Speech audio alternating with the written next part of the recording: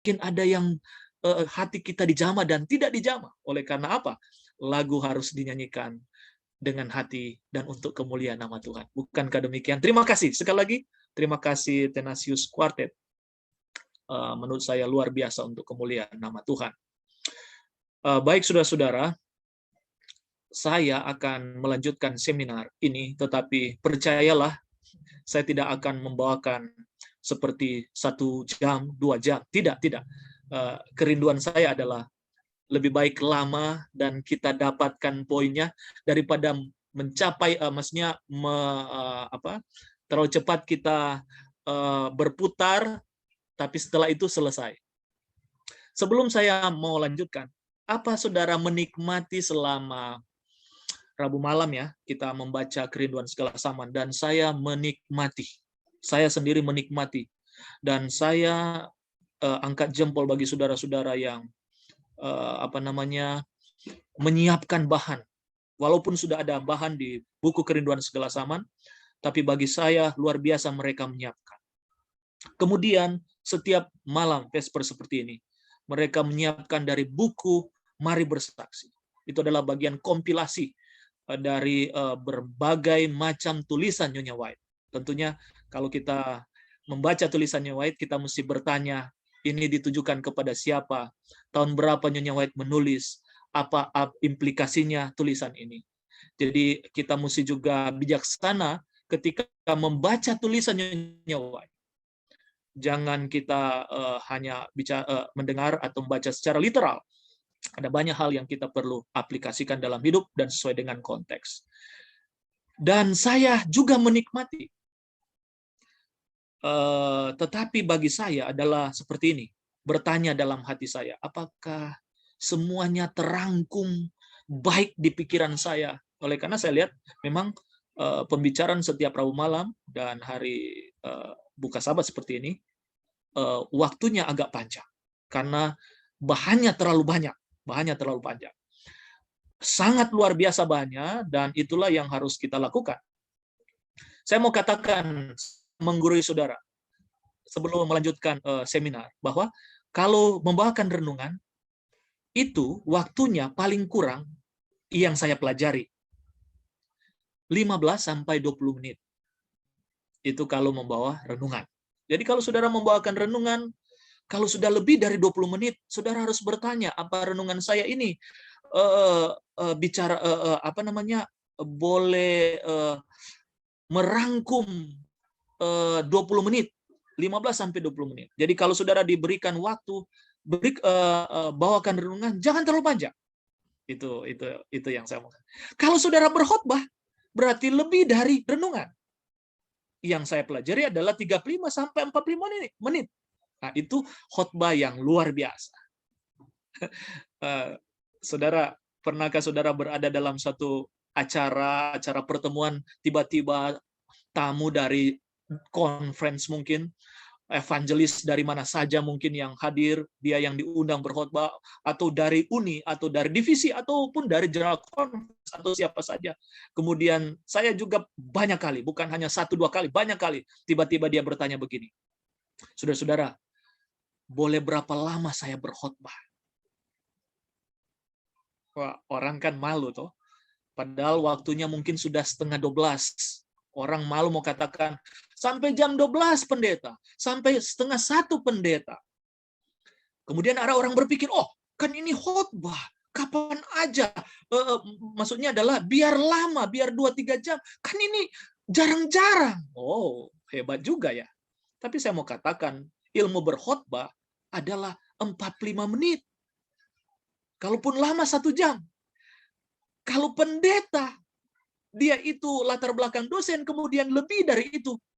Saya merasa kurang mengerti disiplin ilmunya. Tetapi banyak kali itu terjadi di mana saja. Baik dia pembicara dari conference, pembicara dari uni, atau dari mana saja, seringkali molor waktu. Padahal ilmunya seperti itu. Kenapa? Kenapa saudara? Karena berkhotbah itu berkhotbah kepada setiap umur dan karakter. Tidak semuanya orang pemikirannya sama, kemudian umurnya sama, penerimaannya sama. Itulah sebabnya jangan terlalu lama. Nah, itulah sebabnya saya adalah salah satu pendeta yang memiliki prinsip tidak lama berkhotbah di mana saja, di mana saja. Kecuali seminar, kecuali seminar. Tapi malam ini saya tidak akan mengambil waktu sejam, tidak akan. Tidak akan. Percaya, tidak akan sampai ke sana. Oke, itu saja. Itu cuma intermezzo supaya kalau saudara mendapatkan waktu untuk berkhotbah atau membuat renungan, coba saudara mawas diri. Karena itu ilmu berkhotbah di mana saja. Kalaupun lebih bisa berbeda. Mungkin ada bilang 30 menit, ada 35 menit, ada 40 menit, 45 menit, 1 jam. Tapi paling kurang estimasinya seperti itu. Di mana saja itu ilmu berkhotbah. Oke. Kita bukan bicara tentang ilmu berkhotbah saat ini, saudara. Jadi tenang saja. Ini bukan ilmu berkhotbah. Kita bicara tentang seminar, tentang pembentukan care group dan small group. Oke, sebelumnya saya mau sampaikan tujuan seminar yang kita akan buat adalah yang pertama, memahami bahwa bersaksi adalah pola hidup orang Kristen. Boleh angkat tangan, saudara, atau jempol di... Oke? Memahami bahwa bersaksi adalah pola hidup orang Kristen. Dengarkan ini, saudara. Pola hidup. Berarti kalau pola hidup seperti makan dan minum. Seringkali saya mengulang-ulangi kata ini. Pola hidup. Kalau sudah tidak makan, tidak minum, matilah kita. Berarti kalau kita tidak bersaksi, maka kita sudah mati secara rohani. Oke. Boleh saudara angkat tangan, setuju? Saya tidak akan pindah kalau saudara tidak setuju dengan hal ini. Oke. Ini penting, saudara. Jadi seminar saya sekaligus panggilan. Saya tidak akan memberikan panggilan di akhir-akhir pembicaraan saya, tapi langsung saya mengambil waktu untuk panggilan bagi saudara. Memahami bahwa bersaksi adalah pola hidup orang Kristen. Yang kedua adalah lebih spesifik. Anggota jemaat Cenli memiliki tanggung jawab di dalam bersaksi. Amin, saudara. Amin, saudara. Amin. Walaupun saudara tidak menyahut, tapi saya pikir saudara mendengar. Anggota jemaat Cenli memiliki tanggung jawab seperti kutipan-kutipan yang saya sudah bahas yang lalu, ya. Memiliki tanggung jawab di dalam bersaksi. Nanti kita bicara bagaimana sih, apakah mesti seperti pendeta Korengkeng, apakah seperti pendeta sebelumnya, apakah seperti Pak Bambang Purnomo, apakah seperti Pak Bambang, Ketua Bambang, Kok Heri dan sebagainya, apakah seperti itu? Mari kita lihat. Kemudian yang ketiga adalah, saya hanya mengambil 3. Gereja Masehi Advent Hari ke-7, Cenli, memiliki tujuan seminar ini, memiliki care group sebagai wadah menguatkan dan menjaga anggota jemaat. Saya mau katakan, apakah dia remaja, apakah dia orang muda, orang tua, memiliki care groups. Enggak. Ya, banyak kali kan seminar membuka pintu depan, di belakang juga dibuka sehingga tidak ada anggota gereja yang tinggal. Lebih khusus orang muda, kita saling menjaga oleh karena kita berada dalam zaman yang serba instan. Kebenaran dan iman juga instan.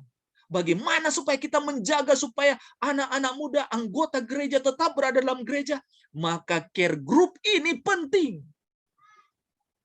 Care group ini penting. Kemudian care group ini juga akan berubah. Seperti itulah sebabnya saya katakan Gereja Masehi Advent Hari ke-7 Jemaat Cenli memiliki care group sebagai wadah menguatkan dan menjaga anggota jemaat, serta memiliki small group untuk menjadi perpanjangan tangan Tuhan di dalam bersaksi. Bukan berarti hanya small group yang bersaksi, tapi ini menjadi perpanjangan tangan Tuhan. Artinya, karena bersaksi harus menjadi pola hidup setiap anggota gereja, maka setiap anggota gereja, each one, reach one. Nah, itu kan biasa, sudah lama lah kita mengenal itu. Setiap anggota gereja memiliki tanggung jawab untuk menjangkau orang lain bagi Kristus. Tetapi ada juga yang tidak bisa sendirian. Maka perlu ada care group yang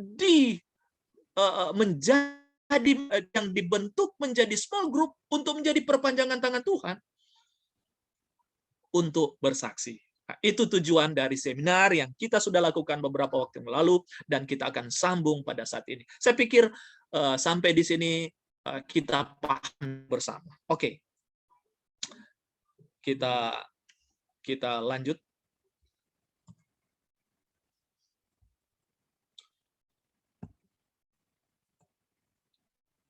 Dan kita sudah bahas yang lalu. Kita baru sampai di yang pertama ya. Masih ingat cerita saya? Yesus punya metode yang terdapat di dalam Hidup yang Terbaik, halaman 137.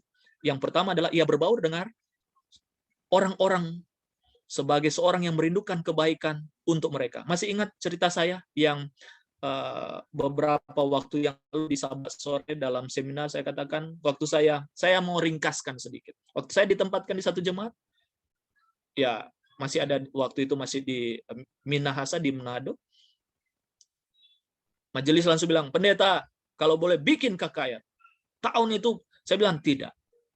Singkat cerita, tahun kedua bilang, pendeta bikin itinerary kan, program kerja. Pendeta bikin, no, tidak KKR. Itu sudah tahun kedua.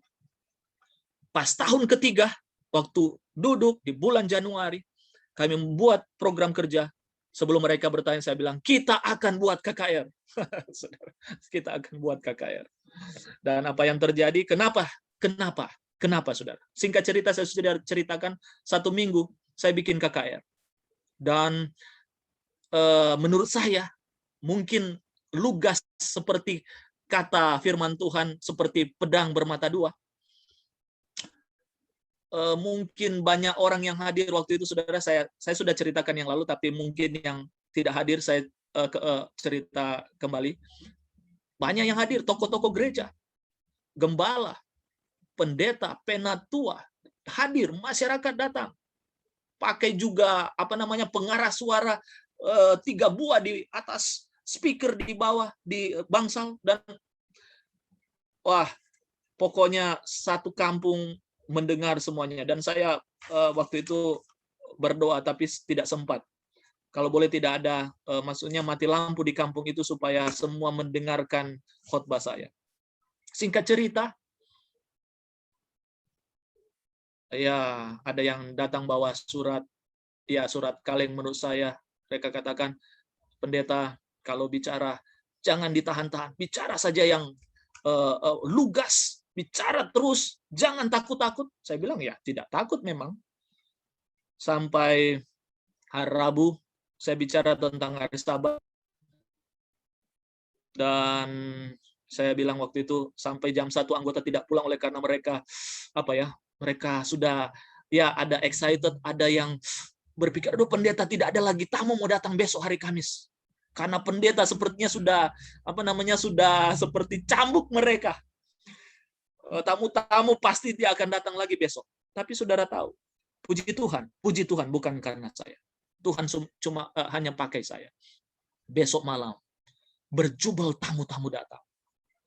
Gembala-gembala, pemimpin-pemimpin gereja datang berjubel, saudara. Singkat cerita sampai hari Jumat. Sampai hari Sabat, sampai tetangga.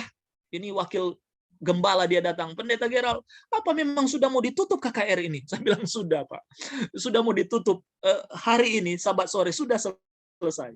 Wah, dia bilang, kenapa enggak mau ditambah lagi? Singkat cerita, sebelumnya saya katakan, saya kembali ke belakang, hari Jumat ditambah bangsalnya oleh karena tidak cukup menampung tamu-tamu datang setiap malam. Itu oleh karena kuasa Tuhan. Kenapa? Saya mau katakan, kenapa mereka tidak marah sama saya? Kenapa walaupun mereka mungkin sakit ataupun bagaimana dengan pekabaran firman Tuhan? Kenapa mereka tidak marah sama saya? Karena saya 2 tahun itu saya bergaul dengan mereka. Acara duka saya di sana. Mem di rumah tinggal, kalau acara duka biasanya di kampung-kampung kan sampai larut malam jam 12. sampai jam 1. Mem tinggal suruh orang panggil pendeta pulang. Kenapa? Saya memang mau berinteraksi dengan mereka, bergaul dengan mereka. Sampai acara-acara sosial, bukan gereja Advent punya acara, saya yang diundang untuk apa? Berkhotbah. Ada duka, saya harus kata sambutan. Hampir selama pelayan di sana, di atas 60% saya yang membuat kata sambutan. Bukan saya jago, bukan. Saya mau berinteraksi dan bergaul dengan mereka. Kalau di kampung-kampung, saudara, kalau mutasi pendeta, saya mutasi, pindah di jemaat setelah 3 tahun melayani. Jemaat itu, saya ini bagian dari seminar. Saya pindah di situ hari Minggu. Yang antar saya pindah di tempat yang lain adalah hukum tua. Ya, kalau di kampung hukum tua. Seperti kalau kita di sini apa? Lurah, kades, ya, kepala desa. Dan semua perangkat desa, padahal hari Minggu mereka mesti masuk gereja. Hampir setengah kampung antar saya di tempat yang baru. Padahal bukan Advent. Bukan Advent, sudah. Kenapa? Mungkin saya sudah banyak bercerita. Kenapa? Karena saya sudah berinteraksi, bergaul dengan mereka, suka dan duka. Metode Yesus, pertama dia mesti bergaul berbaur dengan banyak orang. Itulah yang kita harus lakukan, saudara. Di mana saja. Saudara mungkin di kantor, dengan teman-teman, orang muda, siapa saja, sahabat-sahabat, bergaul. Jangan eksklusif kita. Oh, kita kan gereja, the remnant people, kita mesti. No, tidak ada ajaran seperti itu. Beda kalau kita bicara tentang karakter, tapi kalau bersaksi, seperti itu. Kemudian, yang kedua, ya, saudara sudah sangat tahu ini. Saya hanya mengulangi. Ia menunjukkan simpati, juga empati. Kalau bicara tentang simpati, Jemaat Senli luar biasa. Menurut saya luar biasa. Dan itu yang kita harus lakukan di mana saja. Kapan saja, secara pribadi dan keluarga. Harus simpati. Kita akan tahu bahwa sekarang ini saudara-saudara kita sementara sebelum Lebaran, puasa. Saya tinggal di satu kompleks yang rumah tempat tinggal saya berdekatan dengan satpam. 1 meter dari pos satpam. Jadi saudara, kami paling aman lah ya untuk sementara paling. Bagaimana saya mau bergaul dengan mereka? Saya tidak mengajarkan tentang Alkitab karena mereka Muslim semua. Yang satpam, ada 7 satpam. Apa yang saya lakukan? Dan keluarga. Cek apakah sudah ada takjil sama mereka. Sudah ada lontong, ada gorengan, ada sop buah. Saya seringkali cek itu di pos satpam. Apa yang saya lakukan? Hanya tidak murah, tidak mahal. Tapi apa yang kami lakukan? Kami beli dan bagikan kepada mereka. Bukan setiap hari, karena banyak kali saya lihat ada juga yang kasih. Ada yang lain kali berlebih, saya lihat. Karena orang singgah kemudian kasih di pos satpam. Apa yang kita lakukan? Bukan hanya simpati, tapi empati.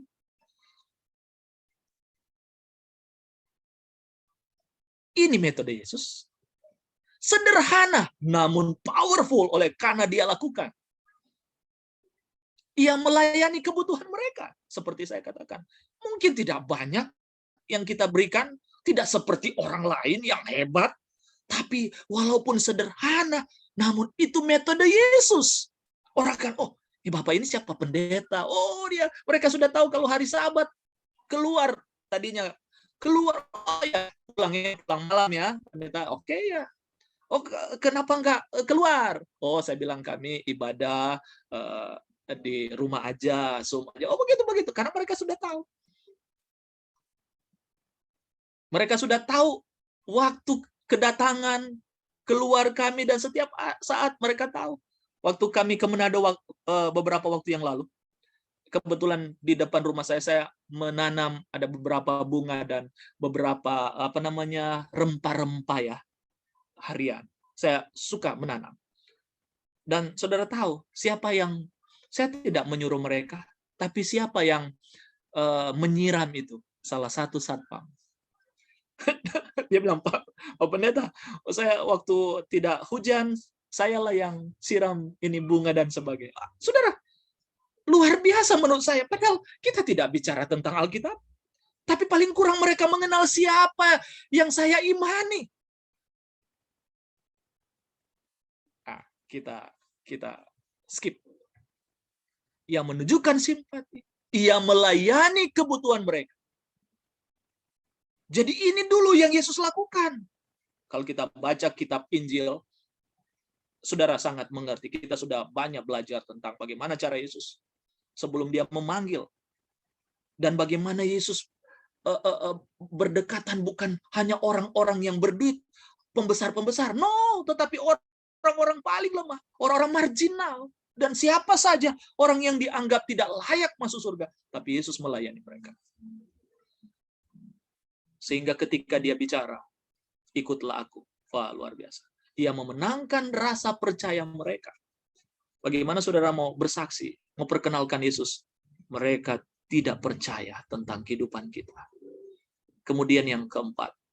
Sebelum keempat ini, Yesus itu luar biasa.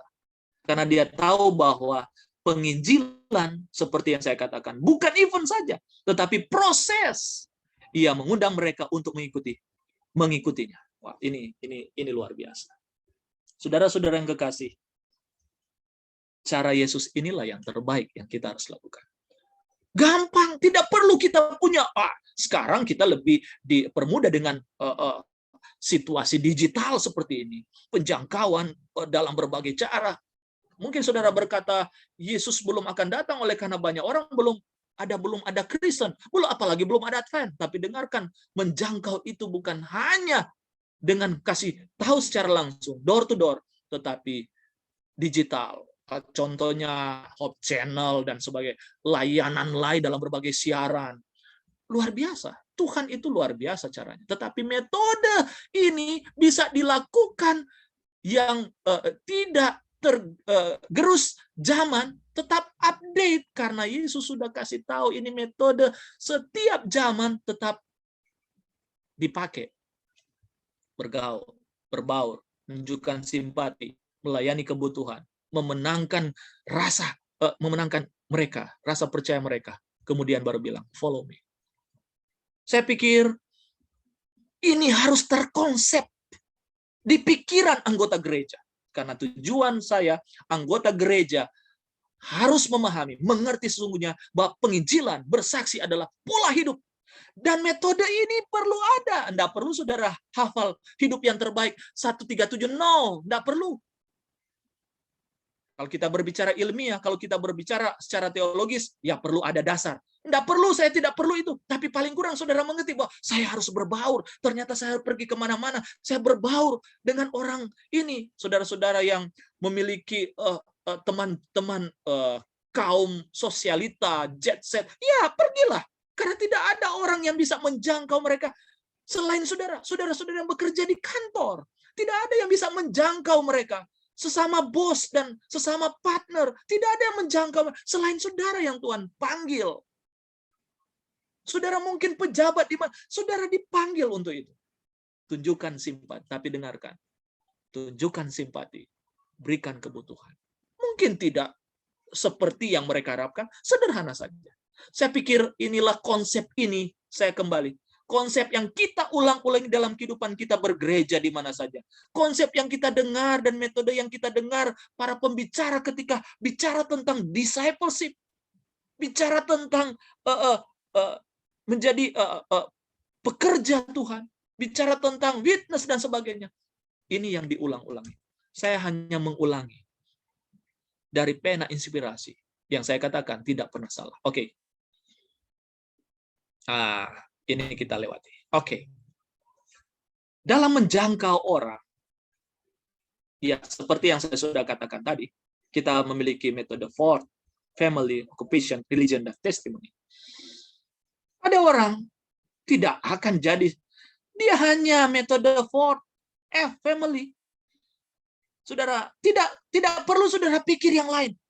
Anggota keluarga saya, anak saya, orang tua saya, menantu saya, ipar saya, besan saya, opung, oma, dan sebagainya. Kita pelayanan, kita mesti berpikir siapa. Itulah sebabnya saudara ke Yerusalem, Yudea, Samaria, dan ke seluruh dunia. Siapa? Sudah tahu, yang saya layani, yang saya ajar Bible study, itu dari apa? Itu metodenya. Sebelum saya lupa, memang kita akan bicarakan itu. Paling kurang saya kasih tahu.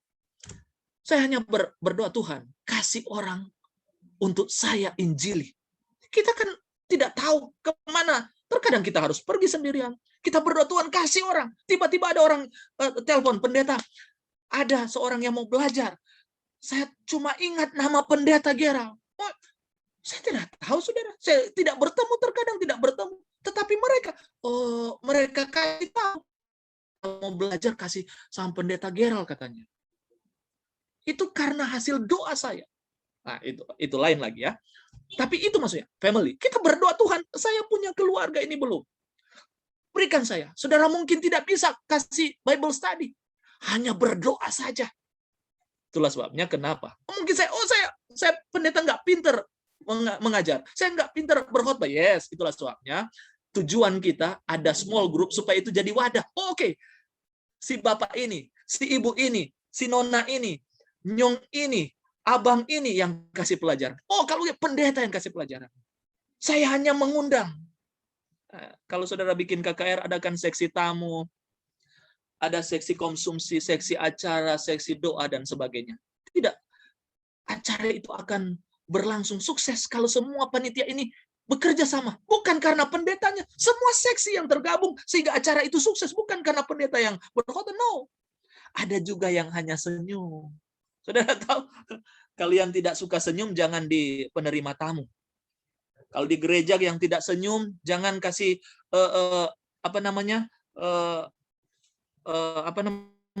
sambutan selamat datang.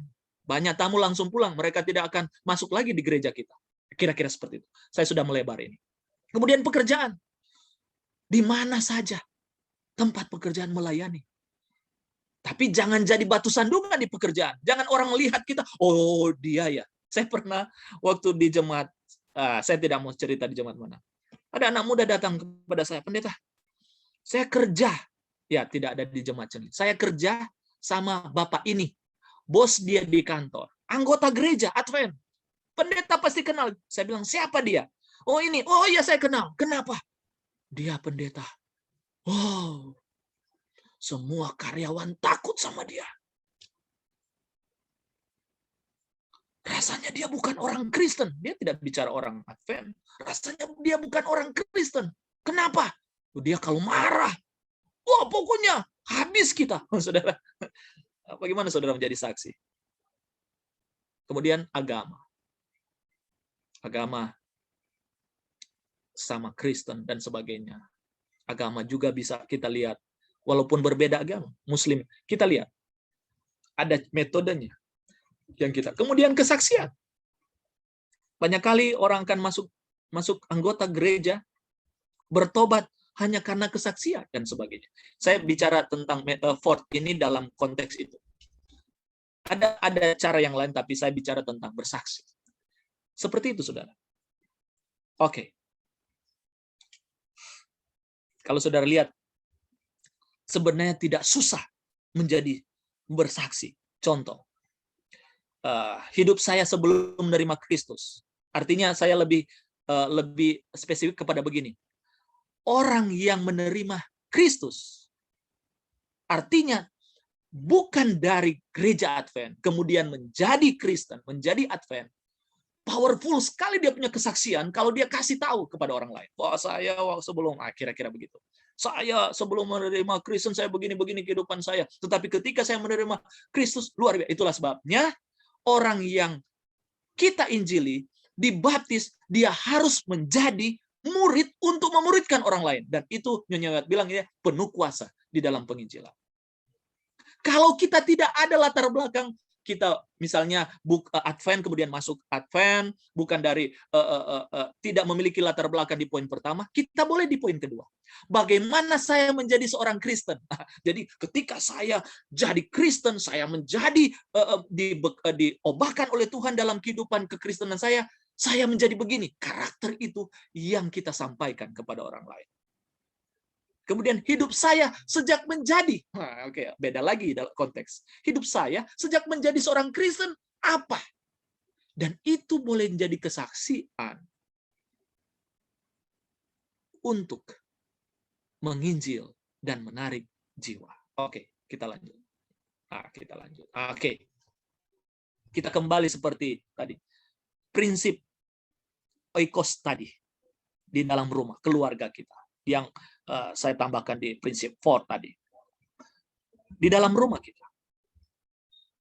Saudara tidak perlu hafal yang Alkitab rumah tangga keluarga besar, contoh Alkitab Abraham, Yusuf ya. Jadi mereka menjadi berkat bagi bukan hanya keluarganya, tetapi hamba-hambanya. Ada satu hal yang saya mau ungkapkan di sini. Mungkin ini curahan hati, tetapi ini adalah metode yang paling murah, tetapi terkadang sulit dilakukan. Saudara, ini bagi saudara-saudara di rumah memiliki pembantu, ambillah waktu untuk makan bersama dengan mereka. Kalau ada anggota gereja, dia lakukan itu. Tapi ada tidak?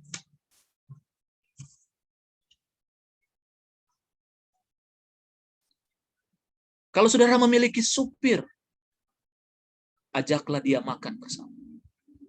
Karena ini saya mau merujuk, ini bagian dari oikos. Bukan hanya istri, bukan hanya suami, bukan hanya orang tua, bukan hanya anak mantu dan sebagainya. Tapi saya merujuk kepada sistem itu.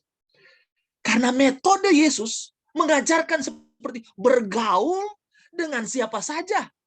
Oke, saudara. Ini tadi kan saya bicara lebih atas, sekarang ke bawah. Ambillah waktu untuk itu. Bagi saudara-saudara yang memiliki. Tapi kalau tidak, ya ada juga yang lain. Oke? Prinsip oikos ini, inilah cara gereja Kristen didirikan. Pertama-tama Kristus memilih beberapa orang dan mengundang mereka untuk mengikut dia. Kemudian mereka mencari anggota keluarga dan orang-orang dekat lainnya dan membawa mereka kepada Kristus. Inilah cara kita untuk bekerja. Beberapa jiwa yang dibawa dan berkembang sepenuhnya dalam kebenaran akan seperti anggota pertama menjadi pekerja bagi orang lainnya. Artinya oikos itu bukan hanya suami istri, tetapi saya lebih merujuk kepada yang ada di rumah, di lingkungan terdekat kita, dan mereka yang kita perlu injil. Saudara yang kekasih di dalam Tuhan,